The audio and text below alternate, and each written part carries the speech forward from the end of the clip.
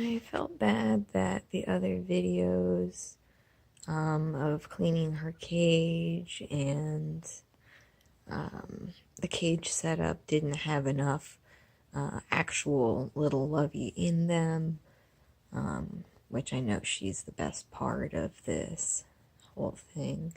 So, with that in mind, I also wanted to tell her story.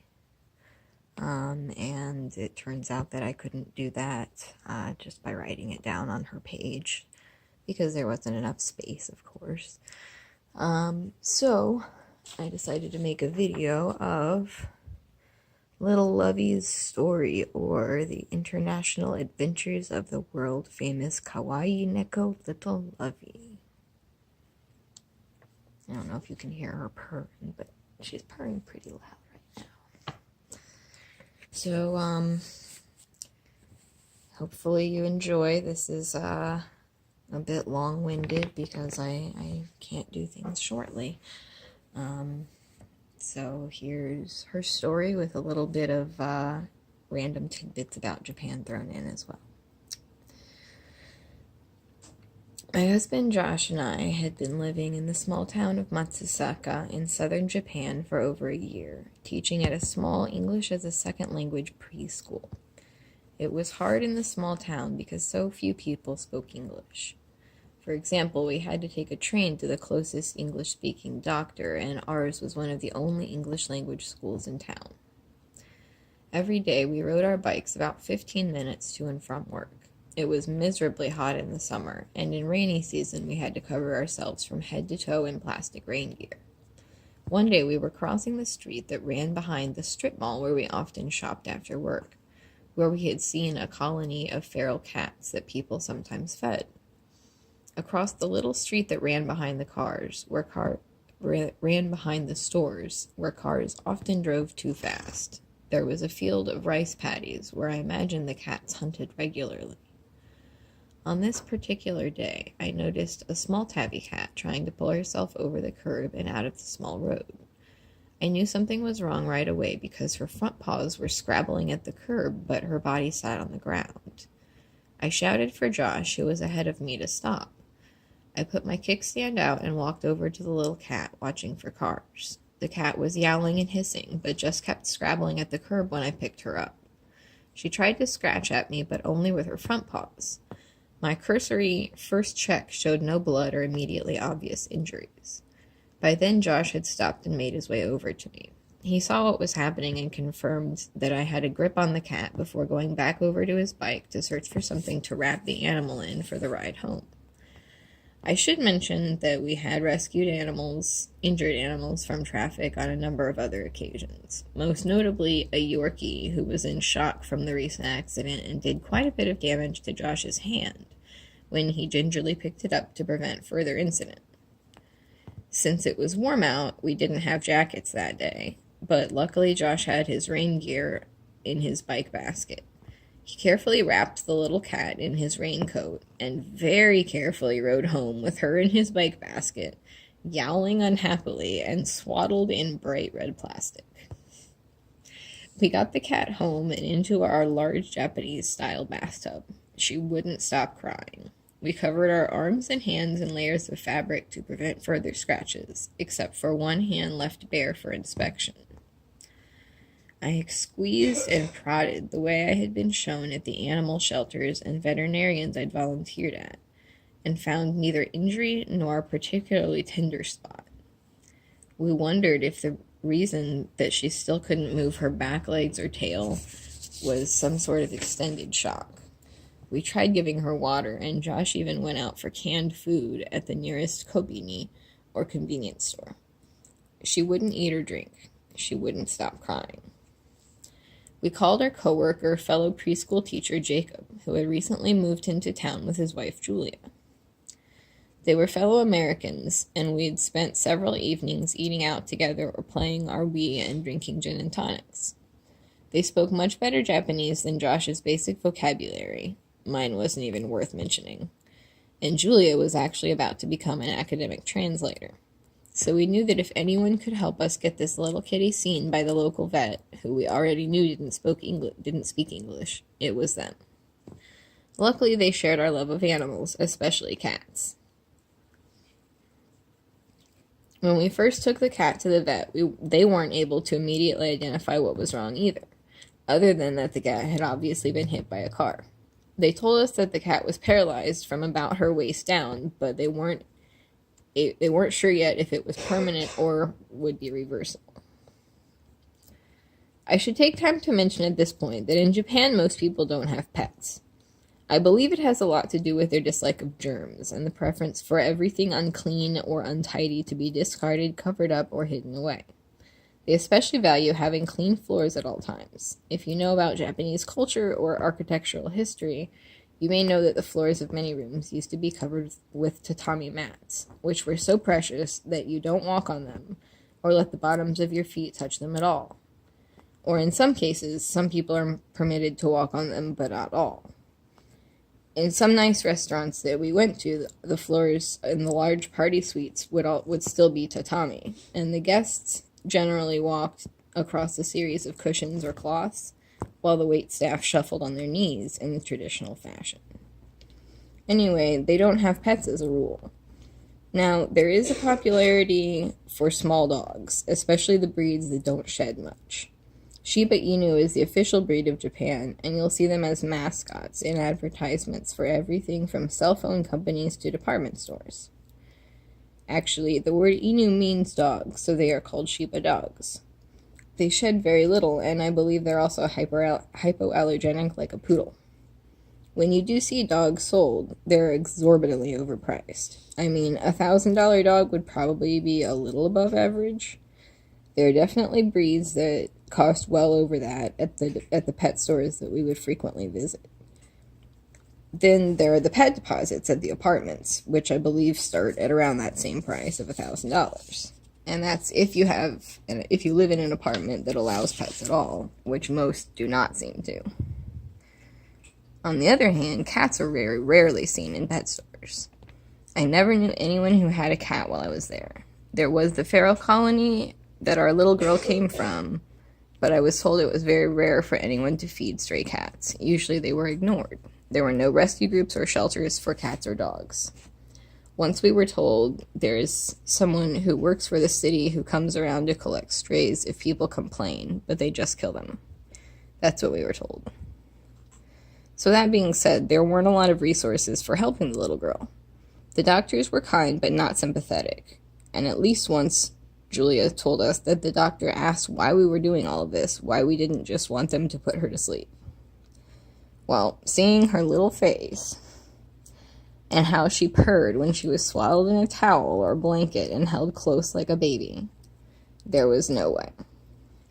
She didn't seem to be in pain at that point, and the doctor agreed with. We didn't know if she would get better, but we had all seen animals who had high-quality lives with these kinds of injuries, even if the paralysis was permanent. I wanted to call the cat Michi, because as a child, my grandparents had a little tabby named Michi, who she reminded me of.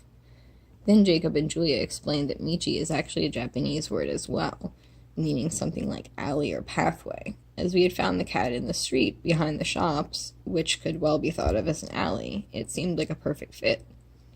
That's the name on her Japanese vaccination records and her quarantine records from when she came over to the U.S. But I'm getting ahead of myself. So, here are those vaccination records. I thought it would be kind of cool to actually see them. So that's Jacob and his address when he moved here. Michi.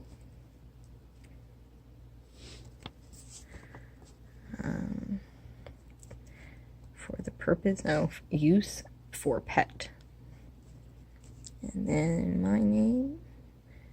And that was the address that they were landing at in the U.S. And then that's signed. And health certificate. Says that, like, she was found healthy and vaccinated, and which vaccination she had.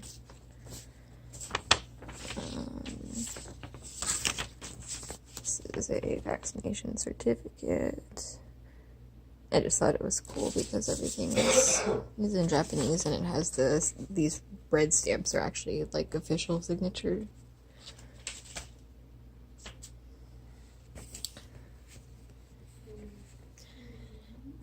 Jacob and Julia, especially Julia, fell hard for little Michi's charms. They easily agreed to keep her at their apartment so it would be easier to take her to the vet when needed. Julia also wasn't working yet, so she had more time during the day to devote to Michi's care those first couple of months. Which is good, because poor Julia spent hours daily cleaning the messes that the cat inevitably made. See, part of not being able to move anything below her waist, which essentially makes her quadriplegic, is that she can't control when she goes to the bathroom very much. If something needs to come out, it just kind of does, like a baby. Sometimes the process seems kind of unpleasant for her. In the early days, before we figured out the diaper solution, it was extremely messy. Jacob and Julia dedicated a whole room of their apartment to little Michi, covering much of the floor in blankets and towels, which required nearly daily laundering, and Julia was mopping the floors several times daily to try to minimize the smell. She literally spent hours every day cleaning and laundering cat stuff. They were also working hard to try to find a kind of food that minimized the mess. But as I said, resources were hard to come by. For nearly a year, we watched the cat whenever they went out of town. She never did regain movement in her legs. Over time, because none of us could keep up with the time commitment needed to provide proper daily exercise, think physical therapy, the muscles have atrophied somewhat, and that increases the disproportionate appearance of her upper and lower halves. You can kind of see her. Her lower half is very, very small. Her upper half is much bigger, much more solid and muscular.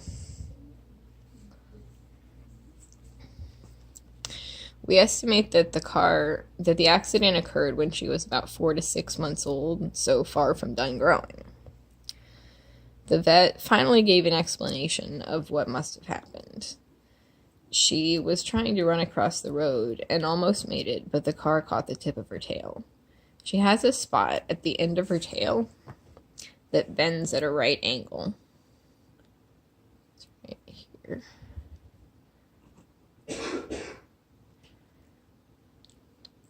So that must be where the car ran it over. Because she was running fast, when the car jerked her to a stop, her spine stretched slightly. There's a spot on her back right at the peak of her hunch, where you can feel a gap between two vertebrae. It's right there where my little finger is. Yeah, she doesn't really like you to touch that very much. That gap is the dividing line between what she has feeling and control over and what she doesn't. Sometimes her legs will spasm or twitch, which I've told is totally normal and occurs in human patients who are paralyzed as well. I imagine it's much more unusual looking in humans. In addition to the physical damage, she's also really timid and highly anxious around new people or animals. She never really bonded with another animal. She doesn't get along well with our other cat.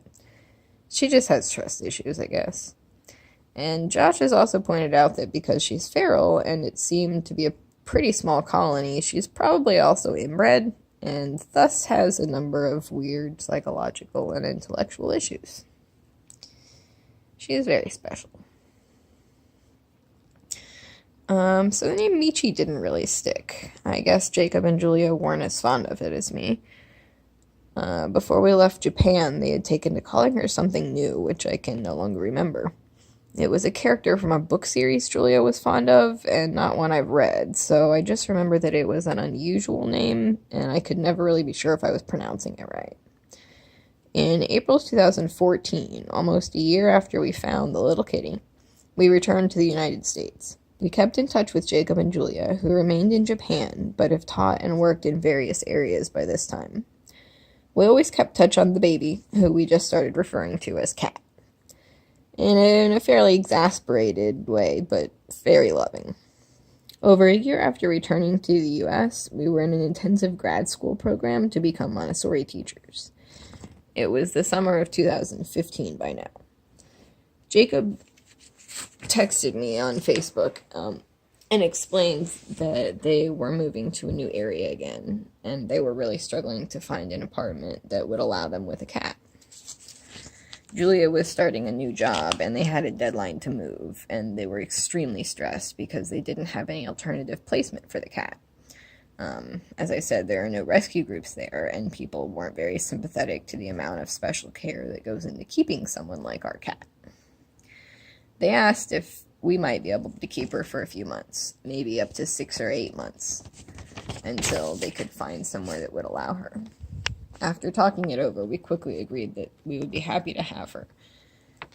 But how would she make the nearly 30-hour flight halfway around the world? The answer was straightforward. Little Lovey would fly back home to Virginia with them for a family event, and Jacob would take an extra flight to bring Kat out to Utah, where we were going to school.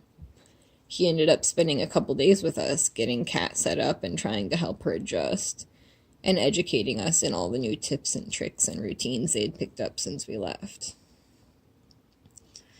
They had started to use a cage with a washable tray and blankets, so Jacob went with us to Walmart and paid for the necessary supplies to get started to get her set up at our house. We learned pretty quickly that she was going to need a while to adjust to the new humans taking care of her, and that she needed to be close to us in that transitional period. We moved her cage from our laundry room, where we thought would be the most convenient for cleanup, to just a few feet from our bed, where she felt more secure and didn't spend the nights crying. We also learned that the carpeted stairs leading up to the main floor were not as much of a barrier as we had hoped. Watching her climb up and race down those stairs was one of the more impressive feats that I've seen Kat overcome.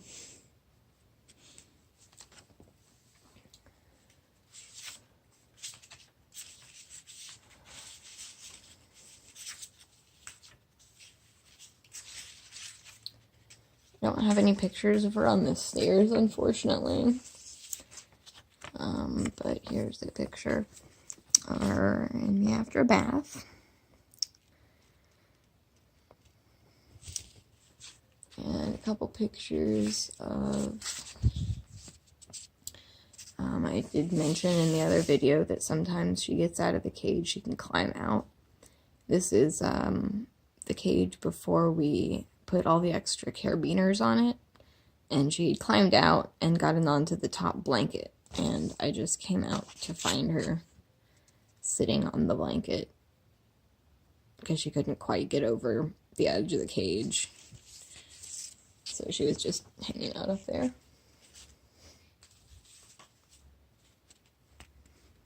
Just snuggle time.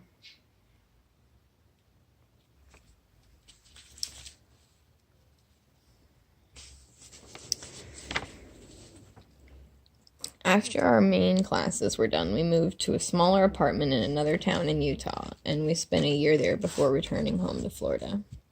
Kat and I spent some time staying with my mom, where she first learned that she deeply despises dogs, even big sweet ones who are very loving to her. That's where I started calling her Little Lovey. It felt so appropriate that it stuck, and now it's on her collar and on her file at the vet's office. Now we live in Ocala, Florida, where Little Lovey has quite the nice life. Despite not getting along with her sister very well, and despite the fact that she was only supposed to be temporarily a U.S. citizen, we kind of knew that it would be a permanent thing. We were pretty okay with that because she's really awesome.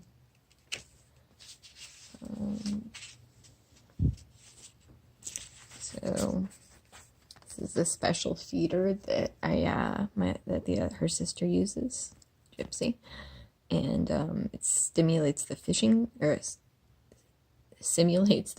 behavior. So they have to fish the food out of the little cups, and then eat the food where it drops on the tray. She really liked that.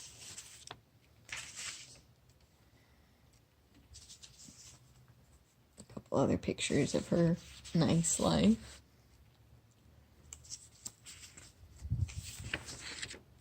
Snuggle time in bed.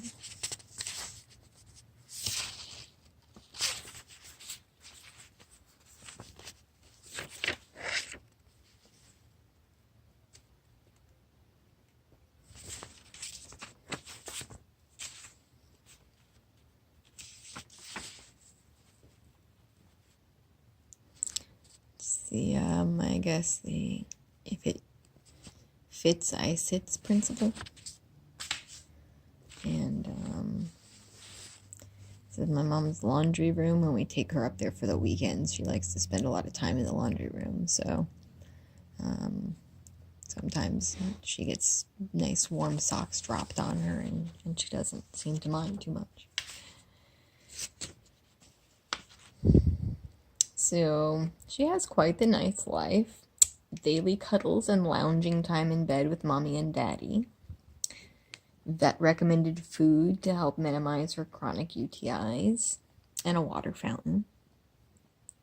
She was spayed while still in Japan and has never had to be pregnant. Has never starved or had to hunt her own meal to avoid starving.